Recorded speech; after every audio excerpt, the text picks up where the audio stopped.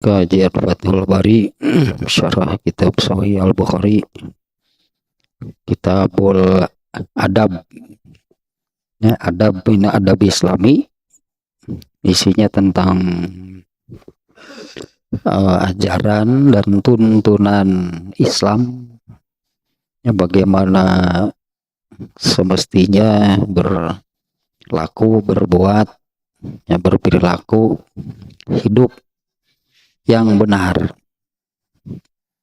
Dalam artinya hidup yang benar itu, ya, benar menurut pemilik hidup, yaitu Allah. Jadi hidup yang benar menurut Allah itu seperti apa? Nah, tuntunannya, ajarannya hanya Allah tuangkan di dalam agama Islam. Nah, di mana nilai-nilai disebutnya, ya, ajaran Islam, nilai-nilai dari ajaran Islam ini sudah luntur.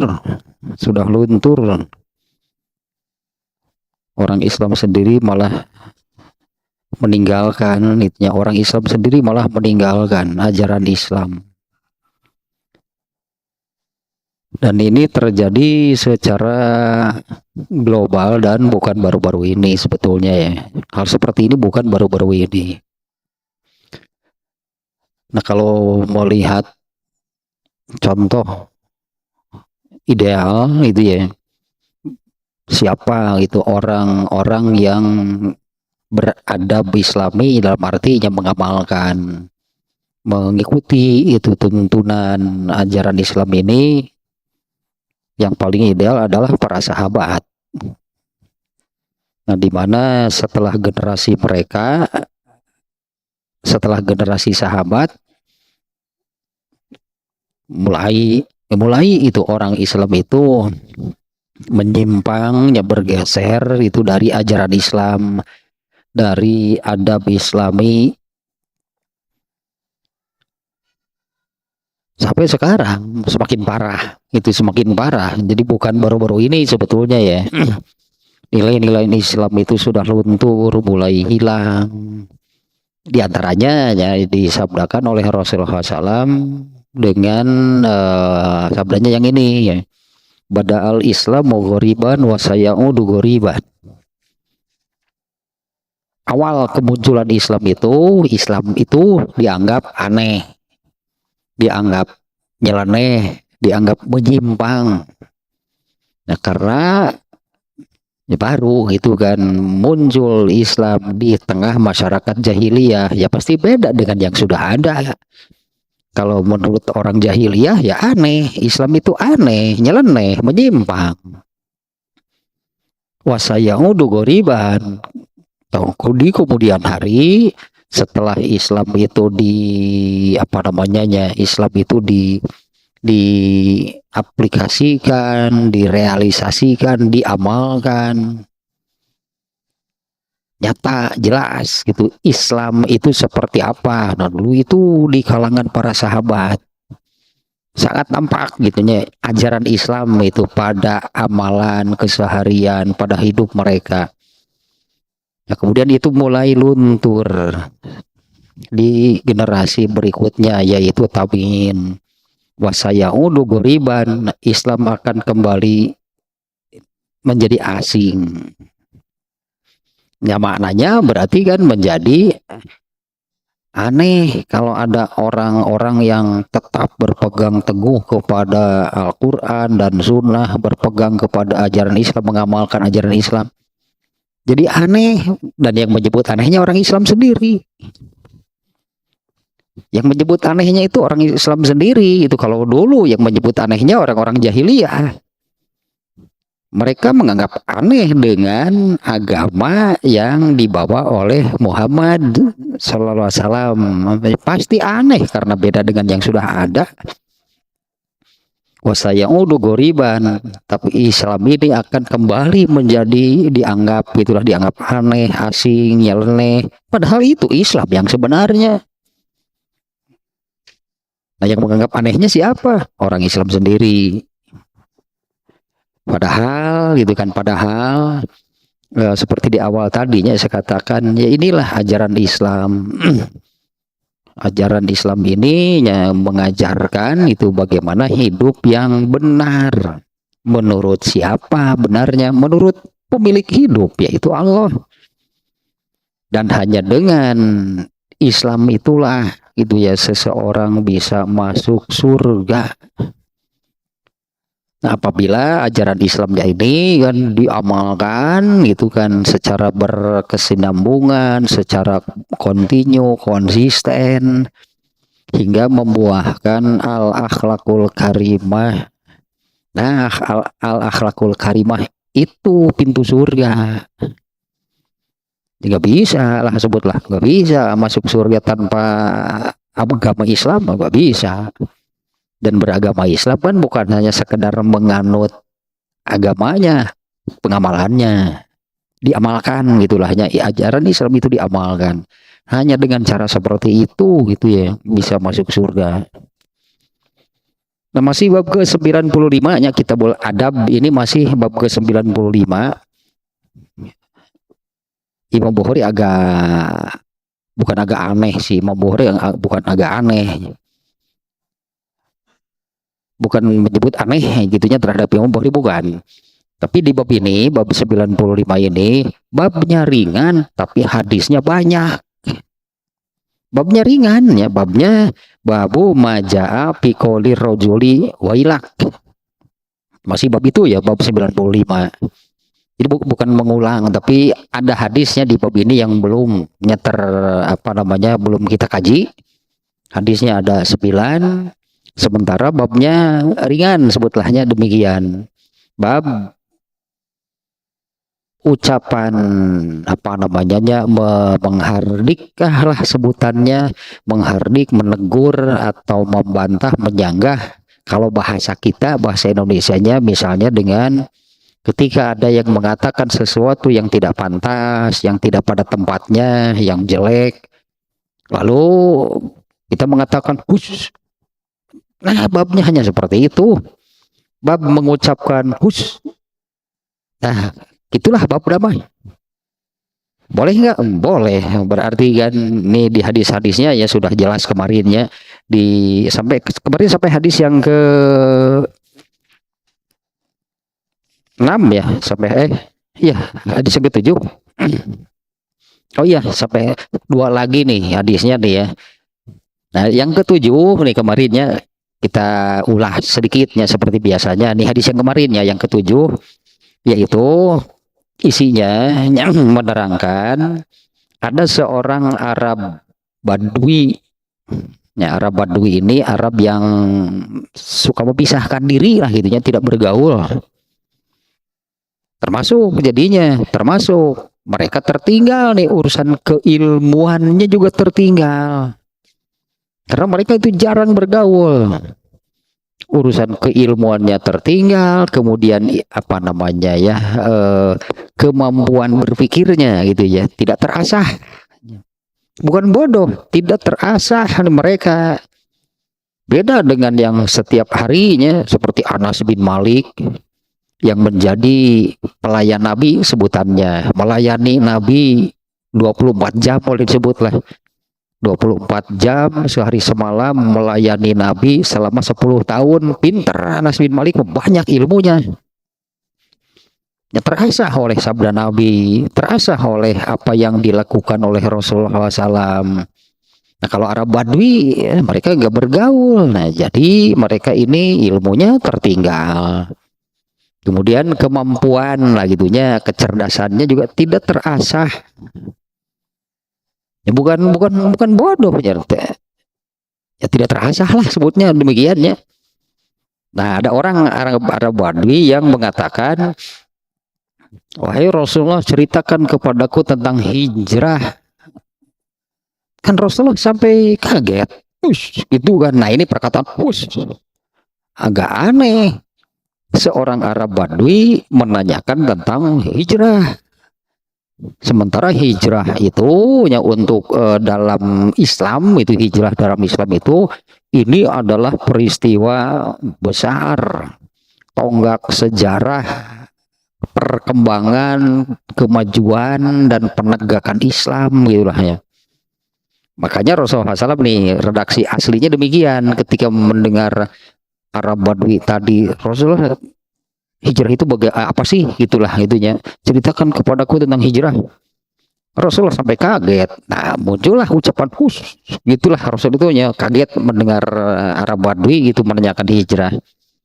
Inna sya'nal hijrati syadid. Wah, urusan hijrah itu urusan besar dan berat. Hijrah itu beratnya dulu, yang hijrah yang dilakukan oleh Rasulullah itu dan para sahabat sangat berat. Ini jawaban Rasulullah demikian. Sikat gitulah ya, berat lah pokoknya, urusan besar, urusan berat. Dan nggak terjadi lagi hijrah gitu kan setelah Mekahnya ditaklukkan. Nah, kemudian Rasulullah SAW mengalihkan pembicaraan dengan orang Arab Badui tadi dengan menanyakan, kamu punya unta enggak? Itu kan pertanyaan orang Badui, punya rata-rata. Justru mereka hidupnya dari sana. Kamu punya unta enggak? Oh, punya. Sudah dikeluarkan belum zakatnya? Itu ya, ditanya demikiannya. Sudah dikeluarkan belum zakatnya? Ya, karena kalau memelihara unta itu ya ada zakatnya. Beternak unta ada zakatnya. Yang sudah dikeluarkan zakatnya belum? Oh, sudah. Nah, kemudian Rasulullah SAW, nah ini nasihat untuk semuanya. Fa'mal min waro'il bihar. Beramalah kamu itunya di tempat kamu tinggal. Nah, ini nih yang oleh Rasulullah SAW nanya-nanya hijrah. Jika betul, nanya hijrah itu apa sih? Nah, diterangkan dia mau ngerti lah. Gitulah seolah-olah demikian. Jadi kalau mau Rasulullah menerangkan bagaimana juga, nah ini kan tadi kemampuan berpikir mereka tidak terasah. Jangan-jangan diterangkan malah melongo, lagi nggak ngerti. Makanya oleh Rasulullah disingkat gitulah. Hijrah, oh hijrah urusan besar. Itulah hanya seperti itu. Nah, diarahkan sesuai dengan kondisi mereka. Fa'mal min waro'il bihar. Beramalah kamu di tempat kamu tinggal. Fa innallaha layatiroka min amalika syai'a. Ya gitu aja. Beramalah kamu di tempat kamu tinggal. Sesungguhnya Allah tidak akan menyia-nyiakan, tidak akan membiarkan. Itunya, tidak akan menyia-nyiakan, tidak akan membiarkan dalam arti tidak memberi pahala. Allah tidak akan menyia-nyiakan sekecil apapun apa yang kamu amalkan. Nah, kalau ini nasihatnya berlaku untuk semua orang. Yang berlaku untuk semua orang. Termasuk untuk kita nih. Rasulullah bicara seperti ini, beramalah di tempat kamu tinggal. Sama kan kena. Sama untuk kita juga demikian masalahnya. Ya, Rasulullah menekankan hal itu ya, daripada gitulah memikirkan hal-hal yang besar tapi kita tidak mampu. Jadi beramalah di tempat kamu tinggal. Beramal sehari-hari berarti ya beramalah di tempat kamu tinggal. Ya, apa yang bisa kamu amalkan? Banyak berarti kan, amal keseharian itu yang ditekankan oleh Rasulullah. Nah, ininya salah satunya pelajaran gitu yang bisa kita ambil dari hadis ini. Orang Badui menanyakan tentang hijrah. Wah, itu urusan besar. Ini juga sama. Artinya bagi kita juga memikirkan, ini terutama nih seringnya muncul akhir zaman. Apa sih, mau apa? Kalau tanpa penekanan seperti ini, memikirkan akhir zaman, oh situasinya tuh di Arab sudah hijau, sungai apa namanya. Itu ada hadisnya sih yang demikian memang. Sungai Eufrat di Irak itu sudah mengering, sudah banyak muncul gunung-gunung emas. Sekarang di Arab itu aneh, banyak yang menemukan emas. Saya lihat videonya ya di Arab ya, Jazirah Arab lah, nggak apa itu Arab Saudi atau Uni Emirat Arab atau apa.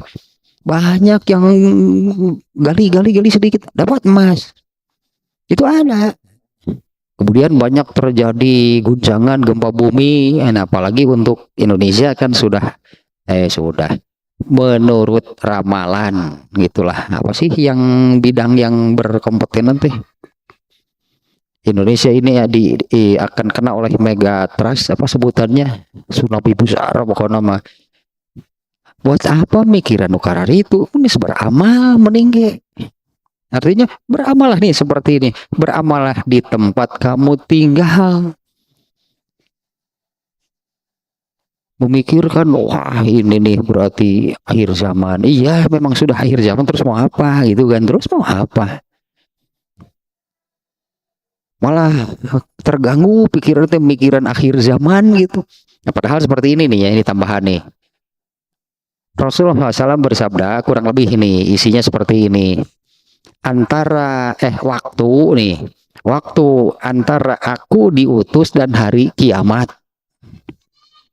Waktunya waktu antara aku diutus dan hari kiamat seperti ini. Rasulullah berisyarat dengan menempelkan 2 jari. Jadi sebetulnya ketika Allah mengutus Rasulullah SAW itu sudah akhir zaman karena ini Nabi terakhir. Ya, ketika Allah mengutus Rasulullah SAW itu sudah nih sampai ke babak akhir nih dari dunia gitu kan. Allah mengutus banyaknya, kalau Nabi banyaknya, kalau Rasul sedikit. Allah mengutus Nabi itu ratusan, ribuan sejak Nabi Adam yang pertama, nah terakhir Rasulullah. Artinya ketika Allah mengutus Rasulullah sebagai Nabi terakhir, ini sudah sampai ke tahap akhir nih kehidupan dunia nih. Pemikiran oke itu kelir-lir, tak mending ini nasihat Rasulullah SAW, beramalah di tempat kamu tinggal. Karena Allah tidak akan menyia-nyiakan apa yang kamu amalkan. Dalam arti pasti oleh Allah diberi pahala, pasti diberi balasan. Nah itulah sedikitnya hadis yang ke-7 kemarin ya. Hadis berikutnya sekarang. Nah ini yang barusan sih sebetulnya semakna nih dengan yang barusan nih yang kita baca nih hadisnya. Hadis yang ke-8. An Ibni Umar radhiyallahu anhuma adi Nabi sallallahu alaihi wasallam qala wailakum. Nah ini nih ucapan husnya gitu ya, wailakum atau waihakum. Qala Syu'batu syakkahwa la tarji'u ba'di kuffaron yadribu ba'dukum riqaba ba'din. Qala nadru an Syu'bata waihakum wa qala Umar bin Muhammadin an abihi wailakum aw waihakum. Dari Ibnu Umar, semoga Allah meridhoi keduanya, Ibnu Umar, Abdullah bin Umar dan bapaknya ya. Dari Ibnu Umar, semoga Allah meridhoi keduanya, dari Nabi Shallallahu Alaihi Wasallam, beliau bersabda. Nah kalau ini nih di hadis ini nih ya, tidak ada kalimat atau tidak ada apa sebelumnya gitu ya, tapi Rasul langsung mengatakan wailakum. Nah ini jadi agak susah nih penerjemahannya sih yang agak susah. Kalau di hadis sebelumnya kata tersebut itu kita terjemahkan dengan misalnya yang terakhir, hadis terakhir yang barusan. Ada orang Arab Badui menanyakan tentang hijrah. Nah, mendengar pertanyaan seperti itu, maka Rasulullah SAW mengucapkan, "Wih." Nah, itu kan untuk hal sebelumnya kan. Itu reaksi lah gitunya dari Rasulullah SAW mengatakan, "Waduh, agak aneh soalnya kan orang Arab Badui nanya tentang hijrah." Nah kalau di sini langsung Rasulullah mengatakan demikian, tidak berupa atau ini bukan merupakan bantahan atau sanggahan bagi, karena sebelumnya tidak ada kalimat apa-apa. Langsung saja Rasulullah mengatakan wailakum. Apa nih terjemahnya ya? Kalau diartikan wail seperti yang di Quran ya, celakalah kalian. Atau waihakum, Nah sebetulnya kan bukan itu sih, terjemahnya juga bukan. Akhirnya itu nggak usah diperpanjang lagi nya, wailun atau wahyak. Wah, tah gitu wahyak teh. Wah, nih yang lebih penting ini isinya nih. La tarji'u ba'di kufaron. Janganlah sekali-kali kalian setelah kembali, janganlah sekali-kali kalian kembali kufur setelah aku tidak ada. Itu kita terjemah dulu saja nih ya. Janganlah kalian kembali kufur setelah aku tidak ada. Yang seperti ini nih, yang kufurnya hingga gitu. Kufurnya itu hingga seperti ini. Yadribu ba'dukum riqaba ba'din. Ini terjemah harfiahnya, sebagian kalian memukul, menebas, bahkan itunya, sebagian kalian menebas leher sebagian lainnya, saling bunuh.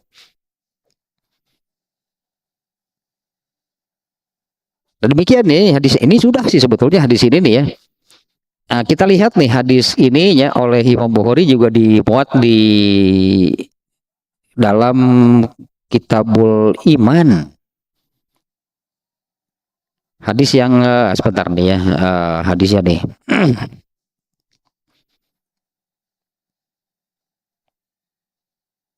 Nah, dalam Kitabul Iman, ya hadis ini dimuat di dalam Kitabul Iman. Dari hadis ini yang isinya seperti barusan, ya sekali lagi nih isi hadis ini reaksinya demikian. Rasulullah SAW bersabda, kemudian tadi soal nukar itu lah, itunya itu sudah lah, ya, karena itu nggak terlalu kan, nggak terlalu berat masalah itunya. Ini isi hadisnya nih yang sekarang. Rasulullah SAW bersabda, janganlah kalian kembali kufur setelah aku tidak ada. Hingga seperti ini nih kufurnya itunya. Yadribu ba'dukum riqaba ba'din. Sebagian kalian menebas leher itu sebagian yang lain. Artinya ini di antara sesama muslim. Di antara sesama muslim ini terjadi. Sebagian atau salah seorang muslim atau seorang muslim itunya menebas leher sesama muslim.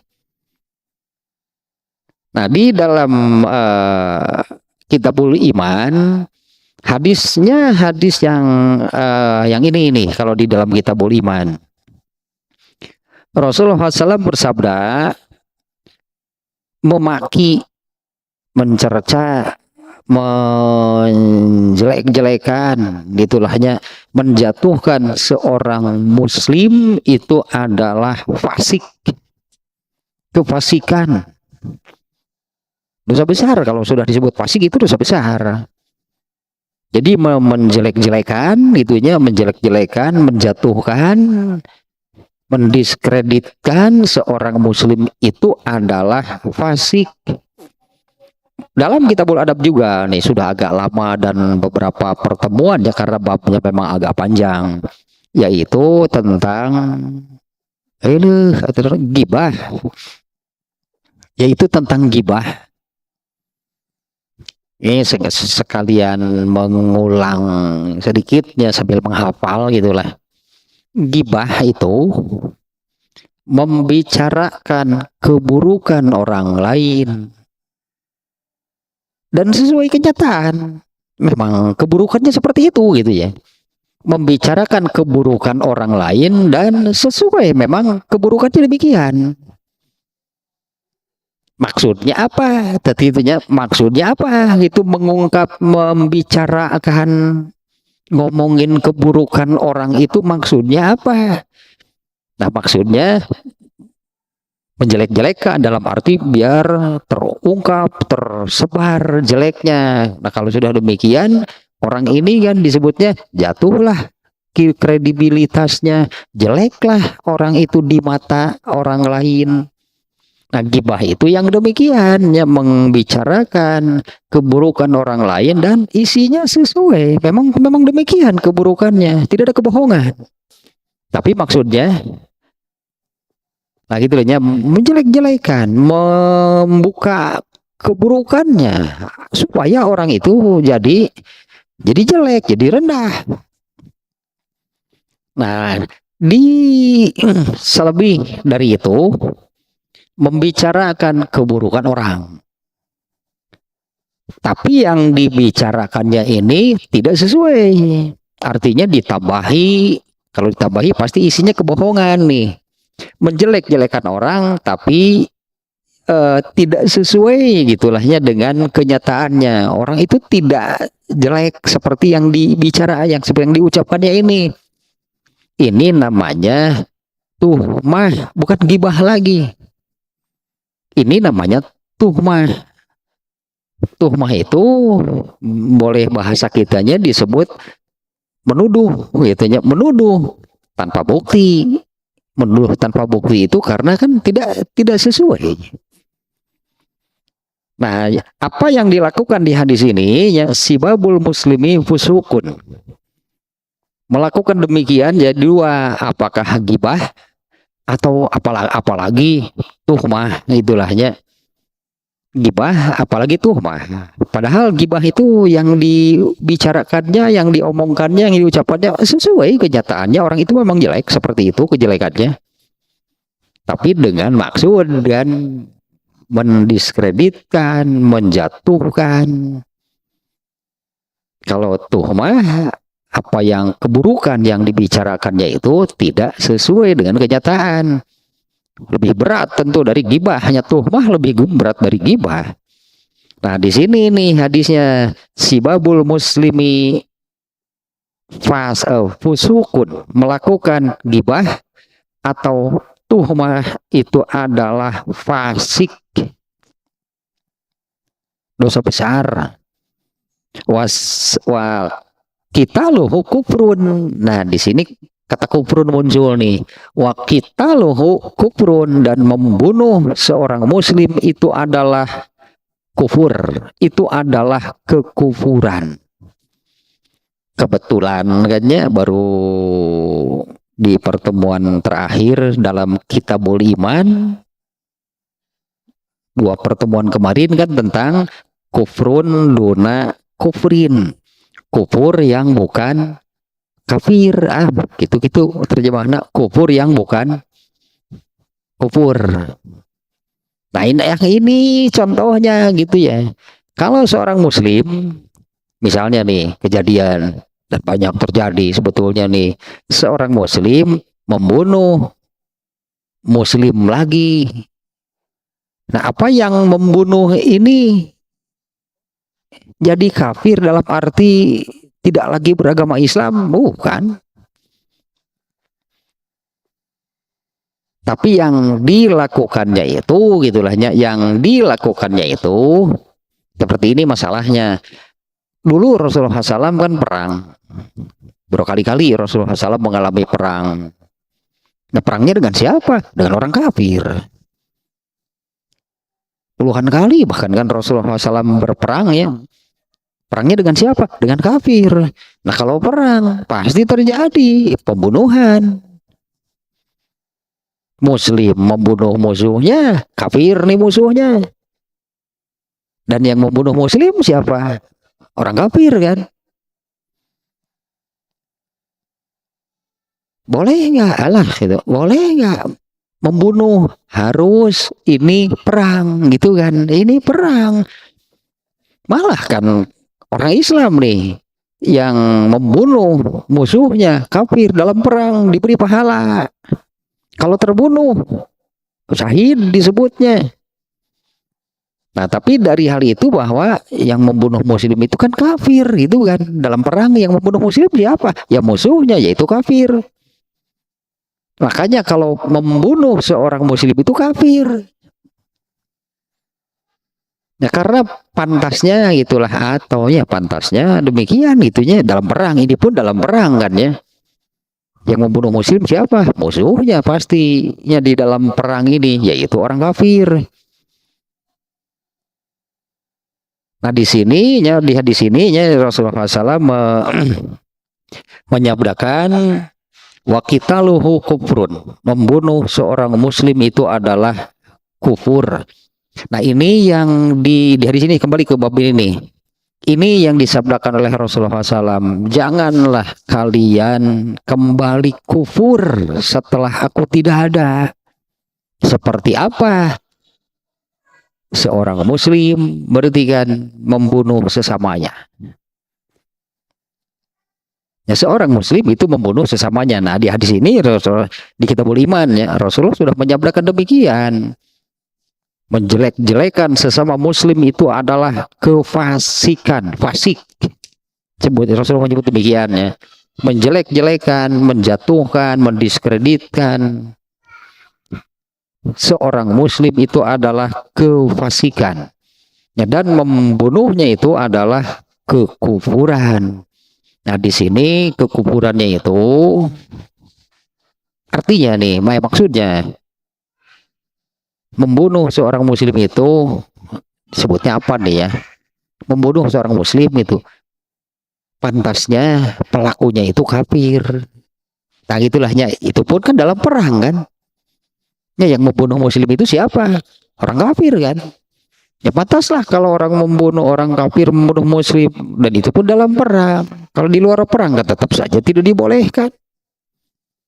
Orang Islam saja benar itu kan diberi pahala malah apabila dia membunuh, tapi dalam perang. Dibenarkan kan oleh Allah ya membunuh dalam perang, tapi nah kalau di luar itu kafir membunuh muslim kan, muslim membunuh kafir kan nggak boleh. Tetap saja. Nah, apalagi ini ya yadribu ba'dukum riqoba ba'din, ini malah membunuh sesama muslim. Ini yang diwanti-wanti oleh Rasulullah SAW. Ya, yang diawali dengan kata wailak, waihakum. Ini kesulitan nih sebetulnya menerjemah wail. Janganlah sekali-kali kalian kembali kufur. Nah, kembali kufur itu maknanya ada dua kan. Ada kufur i'tiqadi, ada kufur i'tiqadi, artinya kan orang kafir yang agamanya bukan Islam. Ada kufur amali. Nah, kalau di sini Rasulullah menyebutkan janganlah kalian kembali kufur. Kufur yang mana nih? Dua-duanya.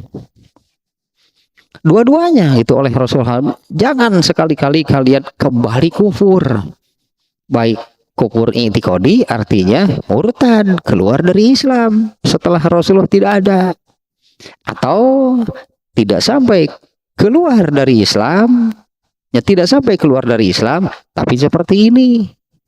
Yaitu bahkannya sampai saling bunuh di antara sesama muslim.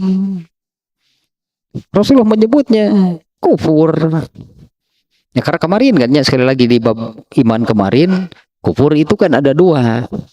Ada kufur i'tiqadi, yaitu kufur sejak urusan akidahnya, yaitu mereka yang agamanya bukan Islam. Ada lagi kan kufrun duna kufrin, kufur yang bukan kufur.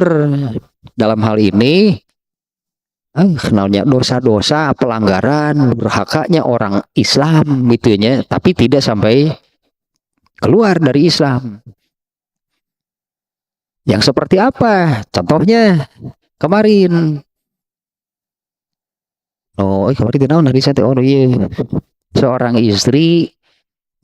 istri yang durhaka kepada suaminya. Itu kufur. Rasulullah menyebutnya kufur. Kalau seorang istri muslimah durhaka terhadap suaminya, apa dia otomatis tidak lagi beragama Islam? Enggak, kan tetap muslimah. Tapi dia durhaka dengan kedurhakaan yang besar. Karena kemarin kan di hadisnya yang menerangkan kemarin yang demikian, diperlihatkan kepadaku neraka, ternyata kebanyakan penghuninya perempuan. Yakfur, nah gitu kemarinnya, perempuan-perempuan yang kufur ternyata kebanyakan penghuninya. Para sahabat bertanya, apa kufur kepada Allah? Bukan, kufur kepada suami.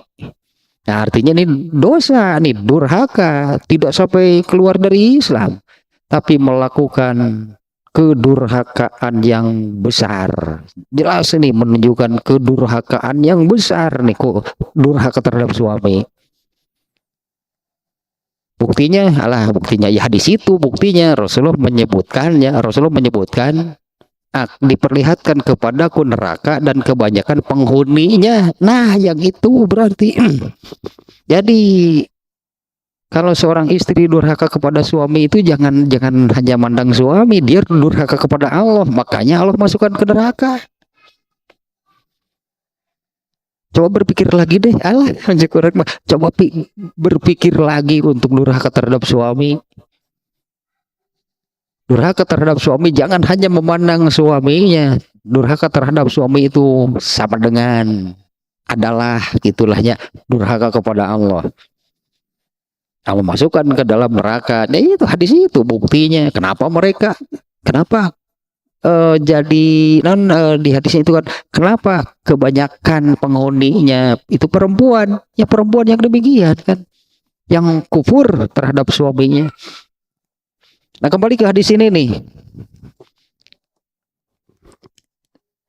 janganlah kalian kembali kufur. Kufur yang mana? Kalau para sahabat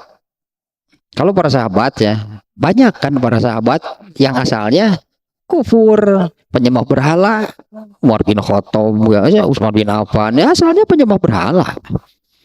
Mereka orang kafir. Kemudian mereka masuk Islam. Nah kalau Rasulullah SAW mewanti-wanti di hadis ini jangan kembali kufur, bisa jadi benar maknanya sampai kepada keluar dari Islam. Iya. Ya Rasulullah SAW mewanti-wanti jangan kembali kufur. Nah, apakah di sini maknanya kufurnya itu kufur keluar dari Islam? Ya, tapi sebetulnya di sini dibatasi. Rasulullah membatasi kufur di sini bukan sebetulnya kufur di sini bukan keluar dari Islam, tapi yadribu ba'dukum riqaba ba'din. Orang Islam tapi melakukan seperti ini, yaitu menebas leher sesamanya. Nah artinya kan melakukan kedurhakaan, melakukan dosa-dosa yang besar, melakukan dosa-dosa yang besar, termasuk yang tadi itu, yang istri durhaka kepada suami itu termasuk, jangan kembali kufur. Ya anggaplah seperti ini misalnya nih ya, seperti yang tadi bahwa para sahabat itu banyak yang asalnya penyembah berhala, mereka kufur, pasti mereka kafir, musyrik. Kemudian mereka masuk Islam, istri-istrinya juga masuk Islam. Nah setelah masuk Islam, istri-istri mereka seperti apa? Istri-istrinya juga taat kepada Allah. Kalau sebelum masuk Islam, bisa jadinya istri-istri mereka itu bukan memastikan, bisa jadi istri-istri mereka itu banyak melakukan kedurhakaan terhadap suami. Tapi setelah masuk Islam, istri-istrinya juga sama ikut masuk Islam, istri-istrinya juga berubah. Umar bin Khattab kan perubahannya 180 derajat. Dari asalnya itu kufur, musyrik, durhaka, itu hidup Umar bin Khattab sebelum masuk Islam. Setelah masuk Islam, solehnya gitulah, solehnya gak ketulungan, solehnya tingkat dewa. Istrinya juga sama ikut soleh, bisa jadi kan. Sebelum masuk Islam, istrinya bagaimana? Bisa jadi istri-istri mereka itu melakukan durhaka terhadap suami di masa jahiliyah. Setelah masuk Islam, istri-istrinya juga ikut jadi soleh. Ya, istri-istri para sahabat juga ikut soleh, mereka juga masuk Islam, mereka hidup berdasarkan ajaran Islam, mereka tidak lagi kan melakukan kekufuran terhadap suaminya. Nah kalau di sini ya, kufurnya itu ya sebetulnya kalaupun jangan kalian kembali kufur, yaitu keluar dari Islam, bisa masuk juga gitulah ya makna tersebut.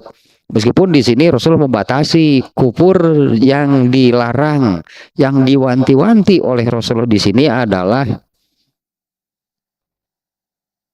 menebas Allah gitulahnya, karena bahasanya ya ribu rikoba ba'dukum rikoba ba'din, sebagian dari kalian menebas leher atau membunuh ya sesamanya.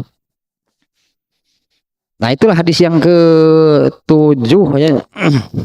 Nah ini kan sebetulnya terkait juga dengan yang di awal tadi saya sampaikan ini hadis yang ini ada sejalan itu dengan yang di awal saya sampaikan. Ini kan Kitabul Adab judul besarnya. Adab Islam, ajaran Islam. Itu kan ajaran apa? Ajaran bagaimana berperilaku, berbuat, beramal, bahkan hidup yang benar. Nih Islam mengajarkan. Nah, bagaimana hidup menurut ajaran Islam? Ini diantaranya nih diajarkan oleh Islam, yaitu janganlah sebagian Muslim itu menebas leher sesamanya. Ini kan adab Islam. Nah, kalau ada yang melakukan bagaimana? Dia kufur. Itu kan ya, dia kufur nih apabila sampai melakukan demikian. Tapi kufurnya bukan kufur i'tiqadi. Nah, tapi melakukan sesuatu yang hanya pantas gitulahnya, hanya pantas dilakukan oleh orang kafir yang agamanya bukan Islam. Nah, kalau dengan sesama Muslim, itulah masa sebetulnya demikian sih. Kalau dengan sesama Muslim, ya masa kan satu sama lain saling menebas lehernya. Tapi sabda Rasulullah ini mengisyaratkan nih akan kejadian dan benarlah terjadi. Apa yang disebutkan di sininya tersirat itu di dalamnya bahwa hal ini akan terjadi di kalangan kaum muslimin. Sebagian itulahnya atau orang Islam membunuh sesamanya, orang Islam membunuh sesama Muslim, akan kejadian dan benar kan terjadi. Nah itu yang diwanti-wanti oleh Rasulullah, jangan sekali-kali kembali gitu, kalian itu kembali melakukan hal yang seperti itu. Nah hadis yang terakhir sekarang nih, ya dari bab ke-95 nih, hadis yang ke-9, hadis yang terakhir. Jadi di hadis yang barusannya yang ke-8, kata wail atau waih, ya itulah sudah gitunya, tidak dibahas lagi. Apalagi kalau di hadis ini malah jadi sulit, itulahnya sulit menerjemahnya. Kalau diterjemah seperti celakalah kalian, apabila berarti kan celakalah kalian apabila larangan gitunya, larangan atau peringatan lah gitu, celakalah kalian. Kalau peringatan dari Rasulullah SAW ini diabaikan, mengabaikan peringatan Rasulullah di hadis ini gitu, berarti melakukan apa yang disabdakan oleh Rasulullah di sini, yaitu sebagian atau seorang muslim menebas leher sesamanya. Ya gitu kalau diartikan celakalah kalian, ya barangkali demikianlah kalau kata wailnya atau waihnya gitunya kalau mau diartikan. Yang terakhir nih, An Anasin radhiyallahu anhu. Agak panjang juga nih hadisnya nih, langsung diterjemah saja nih ya.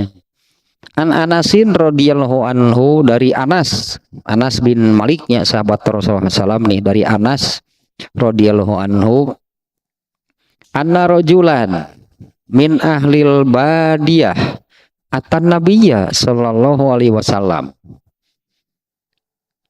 Anas bin Malik berkata, seorang laki-laki dari penghuni lembah, ya yang tadi lagi deh, Arab Badui nih, Arab Badui, Arab Tegaul, alah bukan Tegaul sih naon atunya, lalu gitu kan tadi lah ya, seorang Arab penghuni lembah. Nah terjemah harfiahnya demikian nih, seorang Arab penghuni lembah datang kepada Nabi Shallallahu Alaihi Wasallam, kemudian bertanya, ya Rasulullah, mata sa'atu qaimah. Duh, aneh-aneh ininya pertanyaan orang Badui ini.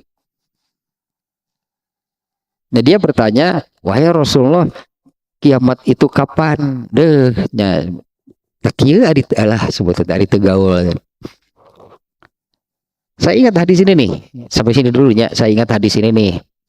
Ketika Rasulullah SAW sedang bermajlis dengan para sahabat. Nah tentu Rasulullah SAW ya, karena semua yang datang dari Rasulullah itu ilmu. Nah sedang di dalam masjid, masuklah seseorang dan melewati para sahabat. Itu melewati para sahabat nih, orang ini melewati para sahabat lalu duduk persis di hadapan Rasulullah SAW, bahkan lututnya dikenakan ke lutut Rasulullah SAW. Jadi para sahabat di belakang nih, orang ini itu kan karena Rasulullah SAW duduk di depan menghadap ke para sahabat.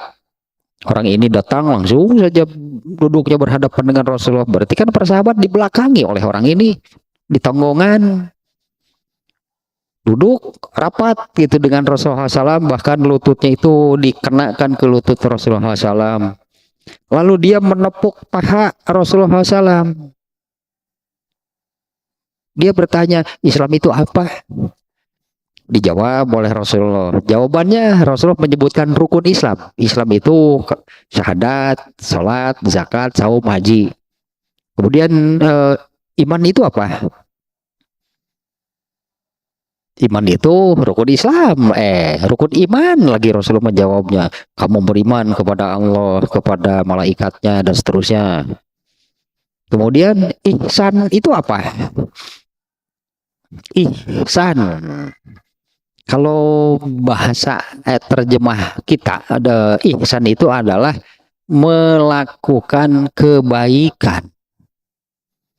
Tapi dari jawaban Rasulullah SAW itu ya, Rasulullah SAW kan ihsan itu adalah kamu beribadah kepada Allah, kamu taat, kamu beramal soleh, gitulah itunya. Yang disebut ihsan itu apa? Kamu beramal soleh. Karena yang disebut beribadah itu kan dengan beramal soleh, nggak ada yang lain. Kamu beramal soleh, artinya beramal. Seolah-olah kamu melihat Allah sedang menyaksikan kamu ya. Seolah-olah kamu beramal itu seolah-olah kamu melihat Allah sedang memperhatikan. Kalau kamu tidak melihat Allah, yakinlah Allah melihat kamu. Nah itu ihsan atau beramal soleh, ibadah, taat, itulah ya. Demikian beramal soleh, seolah-olah kamu melihat Allah sedang menyaksikan kamu. Kalaupun kamu tidak melihat Allah, yakinlah bahwa Allah melihat kamu. Nah terakhir, kiamat kapan? Nih pertanyaan orang ini, kiamat kapan? Ternyata Rasulullah SAW menjawabnya, mal mas'ulu bi'a'lama minasail. Diplomatis jawabannya, dia udah pinter atau Nabi mah. Jawabannya, yang ditanya kan Rasulullah yang ditanya tidak lebih tahu daripada yang bertanya. Sodakta, benar. Aneh orang ini kok nanya, tapi setiap kali Rasulullah menjawab Islam itu apa? Ini nih rukunnya yang disebut, benar. Ini orang ini nanya atau nguji sih? Itu kan. Ini orang ini nanya atau nguji? Iman itu apa? Sebutkan rukun iman. Benar. Kemudian ihsan itu apa? Jawab Rasul. Benar. Terus kiamat kapan? Mal mas'ulu bi'a'lam minas sa'il. Yang ditanya ini tidak lebih tahu dari yang bertanya. Oh iya. Orang ini kemudian pergi. Melangkahi para sahabat lagi. Kemudian Rasulullah memerintahkan, coba lihat orang itu. Ketika orang itu sudah keluar masjidnya, Rasulullah memerintahkan, coba lihat orang itu masih ada nggak? Baru keluar masjid, disusul, hilang, sudah nggak ada. Nah orang ini ya, orang ini nih yang masuk ini, dia ini berpenampilan rapi, klimis, tapi nggak ada yang kenal. Ini menunjukkan seperti ini. Kalau dia datang dari jauh, mestilah harusnya terlihat banyak debu kan, itunya di wajahnya, di bajunya. Kalau orang dekat juga nggak ada yang kenal. Nah, Rasulullah memerintahkan, coba lihat orang itu masih ada nggak? Para sahabat berlari keluar masjid, sudah nggak ada. Ada yang tahu nggak? Nggak ada. Coba siapa yang tahu gitu. Cek Nabi itu, ada siapa yang tahu? Nggak ada yang tahu. Yang tadi itu malaikat Jibril. Apa maksudnya itu dengan yang dilakukannya tadi? Bertanya kemudian mengatakan benar, kan bukan bertanya, kalau bagian nguji berarti menguji. Ternyata Rasulullah SAW menerangkan kepada para sahabat yang tadi itu malaikat Jibril. Maksud yang dilakukannya tadi adalah dia menerangkan agama ini kepada kalian. Nah, soal kapan kiamat, nah hadis itu Rasulullah sudah mengatakan, yang ditanya tidak lebih tahu dari yang bertanya, atau sama-sama tidak tahu kalau urusan itu. Nah, karena di Quran juga banyak, bukan banyak lah, ada beberapa yang saya ingatnya. Seperti di surat Luqman, ayat terakhir. Di surat Sajdah ayat 27, kalau nggak salah 26, 27. Yang menyatakan, kalau di surat Luqman ayat terakhir, innallaha indahu ilmus sa'ah. Itu kan bunyi ayatnya demikiannya. Innallaha indahu ilmus sa'ah. Sesungguhnya Allah itu di sisinya lah, hanya miliknya lah, hanya dialah gitulahnya ilmu tentang kiamat. Nah, kalau di surat Sajdah ayat Al-Mulk, bukan Sajdah, surat Al-Mulk, jangan surat Al-Mulk yang ini nih. Wa yaquluna, di surat Sajdah juga ada di ayat ketiga terakhir surat Sajdah, surat ayat. Wa yaquluna mata hadzal wa'du in kuntum shodiqin, bunyi ayatnya demikiannya. Mereka bertanya, mereka mengatakan, kapan kiamat ini yang dijanjikan ini jika kalian benar? Qul innamal ilmu indallah. Itu jawabannya. Katakanlah, jawablah, ilmu tentang kiamat itu hanya ada pada Allah. Allah dan di beberapa ayat tadi. Jadi surat Sajdah ayat berapa tuh? Ayat 28 ya. Wa yaquluna mata hadzal fathu in kuntum shodiqin. Nah, kembali ke hadis ini nih. Nih orang Arab Badui lagi nih. Kisahnya ya, yang dikisahkan di hadis ini. Dan pertanyaannya, wahai Rasulullah, kiamat itu kapan? Nah, ya orang Badui ya nanyakan. Untungnya Rasulullah itu nggak seperti kita. Untung Rasulullah nggak seperti kita mengatakan, baca ayatnya, ayat anu yang barusan itu kan. Kan hanya Allah yang tahu. Tapi di jawaban Rasulullah normatif lagi, nasihat lagi, ilmu lagi buat semua orang, bukan hanya buat orang ini. Nah, ditanya demikian ya, wahai Rasulullah, kiamat itu kapan? Nah, ini Rasulullah kemudian, nah muncul itunya lagi di sini nih. Wailah.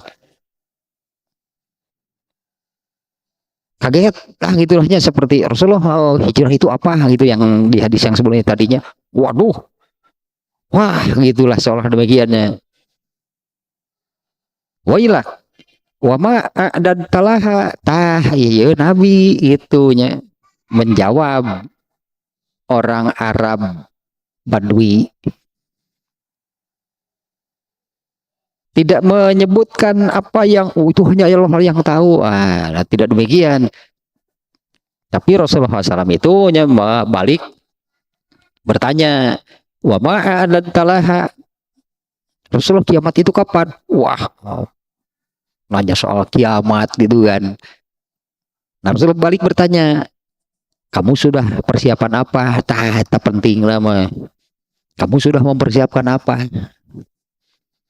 Nah, artinya begini nih. Orang ini kan sudah percaya kiamat pasti terjadi. Hanya kan orang ini nanya waktunya gitu kan. Waktunya. Berarti soal nanti akan terjadi kiamat, orang ini sudah percaya. Makanya orang ini yang menanyakan waktunya kapan.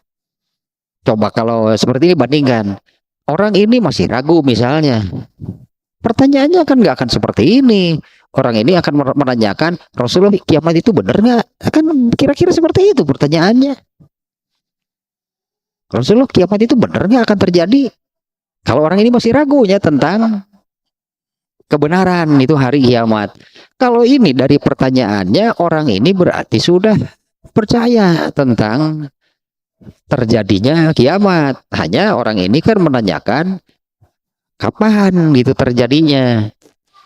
Nah, kalau itu kan dengan ayat tadi sih jelas ya jawabannya, bahwa hanya Allah yang tahu. Rasulullah sendiri waktu ditanya oleh malaikat Jibril, aku tidak tahu. Kita sama-sama nggak tahu kapan itu kiamat.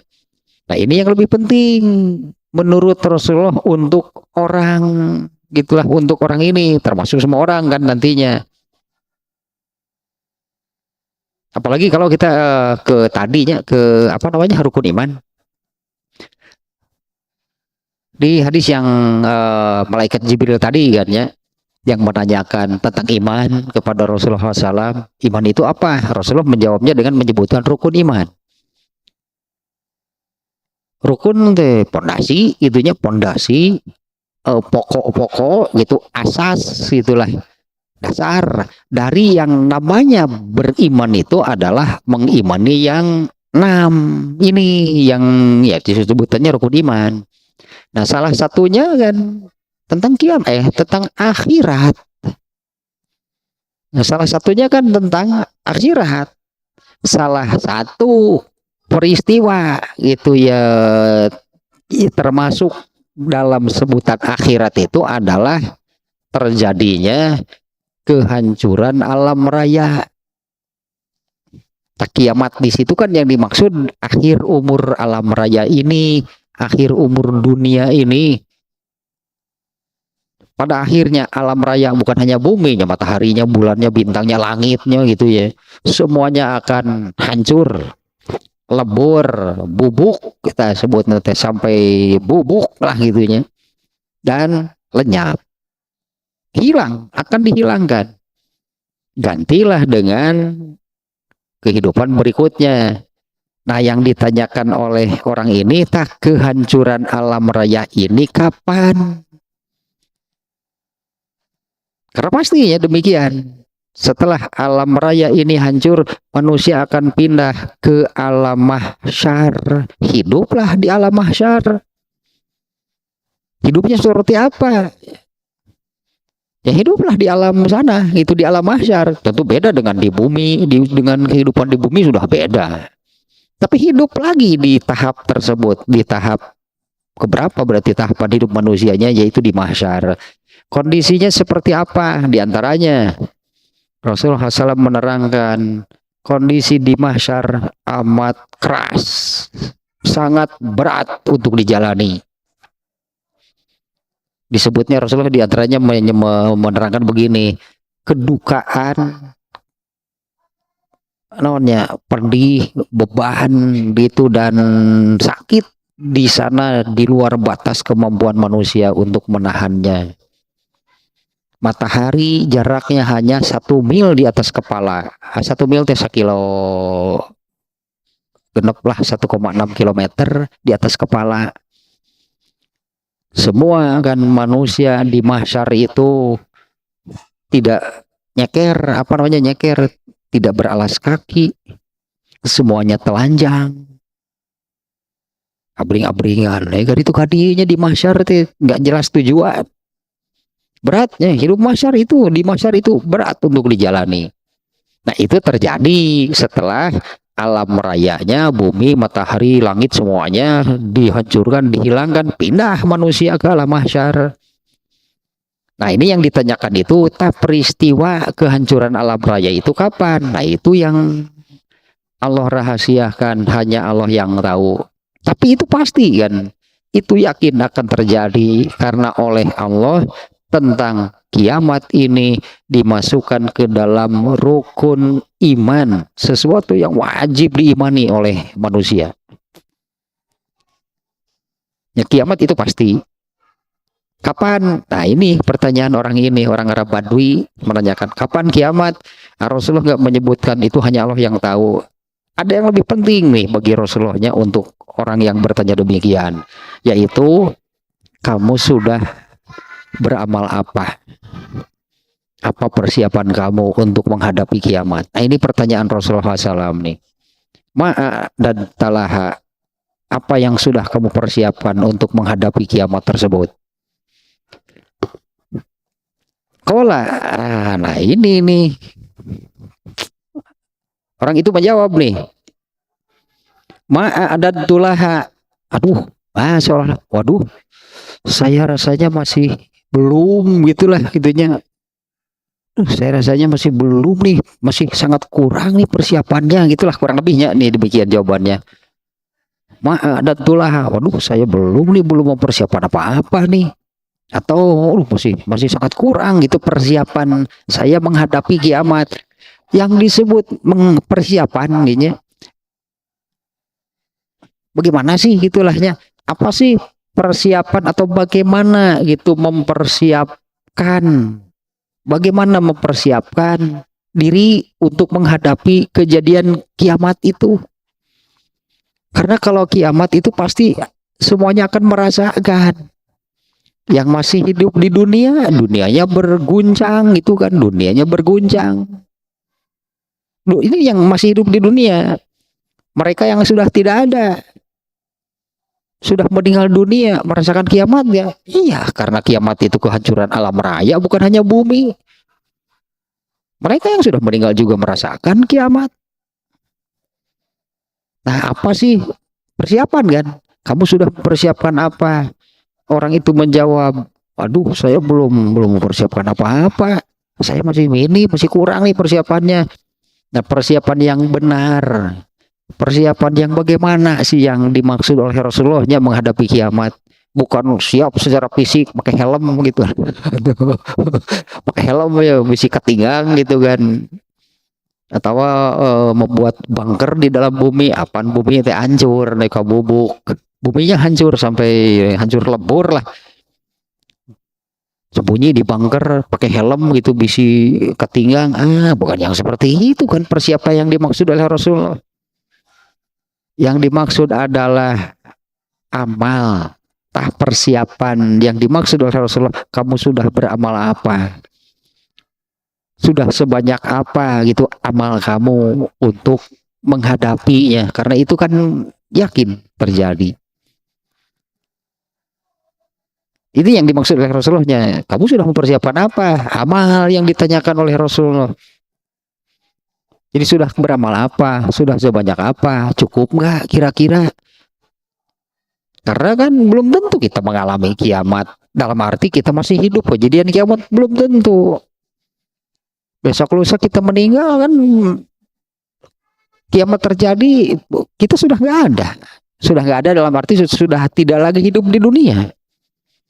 Eta bisa mikiran akhir zaman, mikiran kiamat, beramal soleh nah henteu lieur si urang teh seperti ngamal mending. Ini seperti yang kamu sudah mempersiapkan apa? Apa sih yang ditanyakan oleh Rasulullah kan amal, berarti kamu sudah beramal apa? sebagai persiapan, beramal ini sebagai persiapan menghadapi kiamat. Nah, orang itu mengatakan, ma'adatulah, saya masih kurang rasanya nih, saya masih belum beramal. Illa, nah ini nih yang menggembirakan ini nih. Illa anni uhibbullaha wa rasulah. Ini jawaban orang ini demikiannya. Saya belum beramal apa-apa, saya masih kurang, atau saya belum mempersiapkan apa-apa.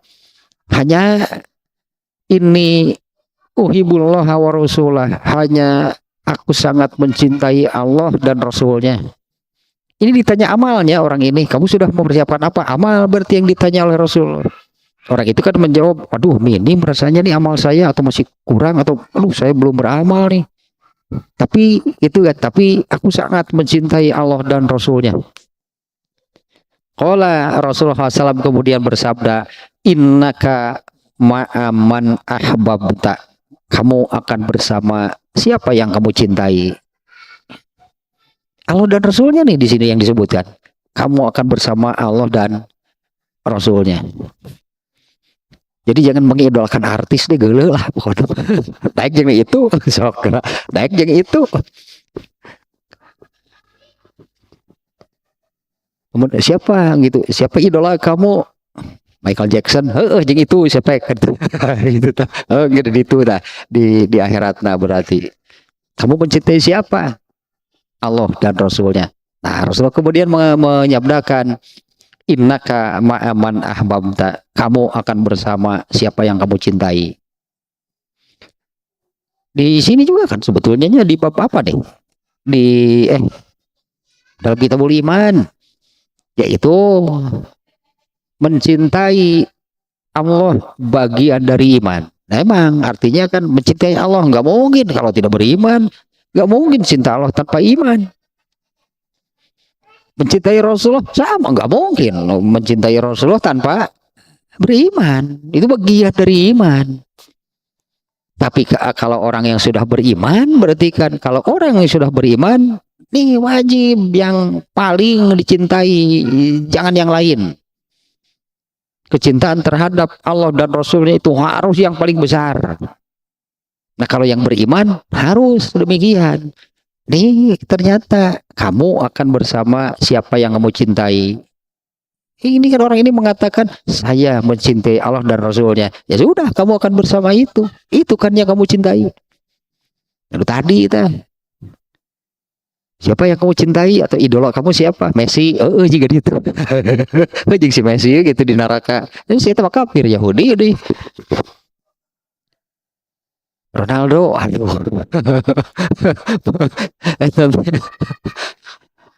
Tagline nomor 7 mengenai Ronaldo lah. Dan nomor 7 ya yakin yang disajen. Satu Atep. Siapa yang kamu? Atep atau nomor 7. Kulna, nih Anas bin Malik. Ini kan yang menceritakan mengisahkan hadis ini Anas bin Maliknya. Menyatakan terjadi obrolan itu antara orang Arab Badui tadi dengan Rasulullah dengan bertanya demikian. Anas bin Malik memperhatikan jawaban Rasulullah seperti ini, kamu akan bersama siapa yang kamu cintai. Fakulna, kata Anas bin Malik dan sahabat yang lain, wa nahnu kadzalika, itu berlaku juga untuk kami enggak? Ya gitunya. Wa nahnu kadzalika, apa itu berlaku juga untuk kami? Artinya bukan hanya untuk orang Badui itu. Qala, Rasul menjawab, na'am. Nah, berarti kan ini berlaku bagi semua. Fafarihna yauma izin farahan syadidan. Mendengar dari kejadian itu, ini kata Anas bin Malik ya. Kami tidak, kalau di hadis lain seperti ini kurang lebih maknanya. Sejak masuk Islam, itulahnya. Sejak masuk Islam, kami tidak pernah merasa begitu bergembira dibandingkan dengan mendengar sabda Rasulullah yang ini, yaitu kamu akan bersama siapa yang kamu cintai. Nah, itulahnya kurang lebihnya. Itu berlaku juga buat kami nggak? Iya, sama buat semua orang. Maka Anas bin Malik mengatakan, maka kami sangat bergembira mendengar sabda Rasulullah tersebutnya dengan kegembiraan farhan syadidan, kebahagiaan hati yang tidak terperi lah pokoknya. Wah, begitu bahagia, sangat bahagia mendengar sabda Rasulullah ini. Nah, sampai di sana lah, kesananya lah, nggak terlalu ini nih ya, maknanya. Ini nih ya nih. Nanti nih dari yang lain lah kita buka meringnya nih, diantaranya nih riwayat atau hadis dengan redaksi yang lainnya, hadis yang barusan. Yang penting itu yang bagian akhirnya dari hadis ini, yaitu kamu akan bersama siapa yang kamu cintai. Sebentar nih ya hadisnya nih. Alah, mana nih? Nah, yang ini nih. Ini terjemahnya saja nih ya. Dari Anas bin Malik, ia mengatakan, ketika aku dan Nabi bersama akan hendak keluar dari masjid, aku bersama Nabi hendak keluar dari masjid. Kemudian ada seseorang menemui kami di pintu masjid. Dia bertanya, wahai Rasulullah, kapan kiamat itu tiba? Nah, ini yang kurang lebih sama kan ya isi hadisnya. Rasulullah, kiamat itu kapan? Rasulullah SAW menjawab, apa yang sudah kamu persiapkan? Rupanya orang tadi berusaha menenangkan diri. Ditanya demikian kan gelagapan. Nah, kapan kiamat? Kamu sudah persiapan apa? Kan ditanya demikian malah merasa di apa namanya? Saya ditanjok angen kurang Sunda mah. Kamu nanya kiamat kapan? Emang persiapan kamu sudah seolah-olah menantang lah gitunya. Kiamat itu kapan? Juga no betul wae gitu loh, seperti yang sudah punya bekal yang cukup nanya demikian. Nah, orang ininya ditanya demikian oleh Rasulullah SAW, dia berusaha menenangkan diri. Lalu dia menjawab, wahai Rasulullah, saya tidak, gitu kan, saya kurang, itulah hanya persiapan nih. Saya tidaknya dengan apa namanya kurang nih dalam hal saum.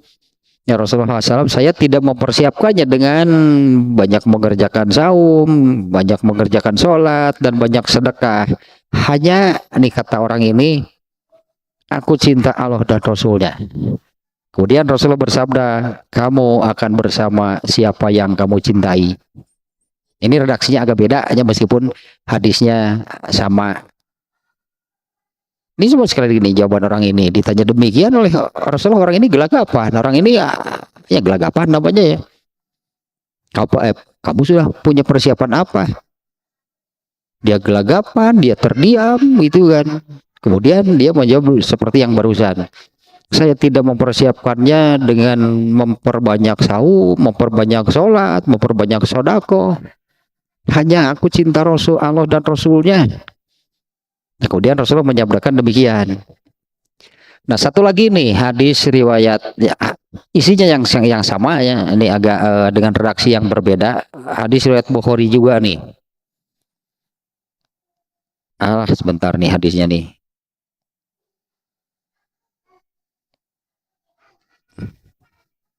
Nah, ini coba nih. Dari Anas bin Malik juga nih. Dari Anas bin Malik, semoga Allah meridhoinya, dia berkata, ada seseorang yang bertanya kepada Rasulullah SAW tentang hari kiamat. Nah, ini masih sama kan, ada beda redaksi dan ada lebihnya di sini nih, ada tambahannya nih. Penting lagi tambahannya nih ya. Ada seseorang yang bertanya tentang kiamat. Nah, orang itu bertanya, wahai Rasulullah, kapan kiamat itu terjadi? Beliau balik bertanya kepada orang itu. Ya, beliau menanyakan, apa yang telah kamu siapkan untuk menghadapinya? Orang itu menjawab, tidak ada. Kurang lebih seperti yang tadi lah jawabannya, masih kurang. Aduh, rasanya belum mempersiapkan lah gitu ya. Kamu sudah mempersiapkan apa? Orang itu menjawab, tidak ada. Hanya aku mencintai Allah dan Rasulnya. Kemudian Rasulullah bersabda, kamu akan bersama siapa yang kamu cintai. Itu bersama Allah dan Rasulnya berarti kan. Nah, Anas bin Malik nih di redaksi hadis ini. Anas bin Malik berkata, kami belum pernah merasa bergembira atas sesuatu seperti gembiranya kami dengan sabda Nabi barusan, yaitu kamu akan bersama dengan siapa yang kamu cintai. Nah, Anas bin Malik berkomentar seperti ini, kami belum pernah, tidak pernah sebelumnya gitunya, gembira atas sesuatu seperti gembiranya kami dengan sabda Nabi SAW, ya, yang menyabdakan tadi kamu akan bersama orang yang kamu cintai. Nah, ini yang tambahannya nih di hadis ini nih. Kemudian Anas bin Malik mengatakan, Anas bin Malik mengatakan, aku sangat mencintai Rasulullah. Aku sangat mencintai Abu Bakar. Karena bagi Anas bin Malik nih ya, mereka ini ya Nabi sudah pastilah. Abu Bakar, Umar bin Khattab itu sahabat senior yang umurnya jauh. Anas bin Malik, Abu Bakar sudah berumur 60 saja, Anas bin Malik masih usia belasan. Ya, Abu Bakar berumur 60, Anas bin Malik usianya masih belasan. ABG lah, masih ABG, masih sangat muda. Ya, Anas bin Malik mengatakan, aku mencintai Rasulullah, aku mencintai Abu Bakar, aku mencintai Umar bin Khattab. 3 nih yang disebut oleh Anas bin Malik. Aku mencintai Rasulullah, aku mencintai Abu Bakar, aku mencintai Umar bin Khattab. Dan aku berharap aku dikumpulkan bersama mereka karena aku mencintai mereka. Meskipun aku tidak beramal seperti mereka. Ini bagian terakhirnya, coba deh perhatikan. Aku berharap aku dikumpulkan bersama mereka. Nabi SAW, Abu Bakar, Umar bin Khattab. Karena kecintaanku ini kepada mereka, atau karena aku sangat mencintai mereka, meskipun aku tidak memiliki amal seperti mereka. Nah, ini pertanyaan, kalau kita boleh nggak berharap demikian? Itulah, kalau kita boleh nggak berharap seperti itu, seperti Anas bin Malik? Ya coba saja katakan oleh masing-masing, aku berharap dikumpulkan bersama mereka. Boleh kan semua orang mengatakan demikian? Berlaku bagi semuanya, boleh. Asal gitu kan, ya mencintai mereka. Aku berharap aku dikumpulkan bersama mereka karena kecintaanku ini kepada mereka. Meskipun aku tidak beramal seperti mereka. Itu kata Anas bin Malik. Ya apalagi kita. Anas bin Malik amalnya seperti apa? Nah, tapi kan kita juga berhak, kita juga boleh berharap demikian. Dengan syarat yang sama, cintailah mereka, atau cintailah kamu ingin bersama siapa, ya cintailah. Orang Arab Badui saja tadi mengatakan demikian, aku mencintai Allah dan Rasulnya. Itu syaratnya kalau ingin bersama mereka. Aku mencintai Rasulullah, aku mencintai Abu Bakar, aku mencintai Umar bin Khattab. Nah, apa yang dikatakan oleh Anas bin Malik ini berlaku bagi semua orang. Boleh semua orang berharap demikian, dan harus bahkan. Karena kalau tidak punya keinginan, tidak berharap dikumpulkan mereka, terus ingin bersama siapa? Ranking si Ronaldo, ranking si Messi itu karena idolanya. Mereka harus nih memiliki itunya, keinginan, harus memiliki harus berharap berkumpul bersama mereka, karena mereka Rasulullah SAW, Abu Bakar, Umar bin Khattab, mereka ini orang-orang yang pasti masuk surga, dan surganya pun surga tertinggi. Kalau dikumpulkan bersama mereka berarti di mana nantinya? Di surga tertinggi berarti. Meskipun seperti kata Anas bin Malik, meskipun aku tidak beramal seperti mereka, ya iyalah sebetulnya kan, kalau harus membandingkan, menyamakan amal kita dengan Rasulullah, dengan Abu Bakar, dengan bin Khattab, itu jauh langit Jauh langit, apa sih istilahnya, jauh langit ke bumi, itu bagikan bumi dan langit lah gitu, bagikan bumi dan langit kalau harus dibandingkan dengan mereka. Tapi kan boleh kan, bisa kan gitu kan, benar, untuk punya keinginan dikumpulkan bersama mereka.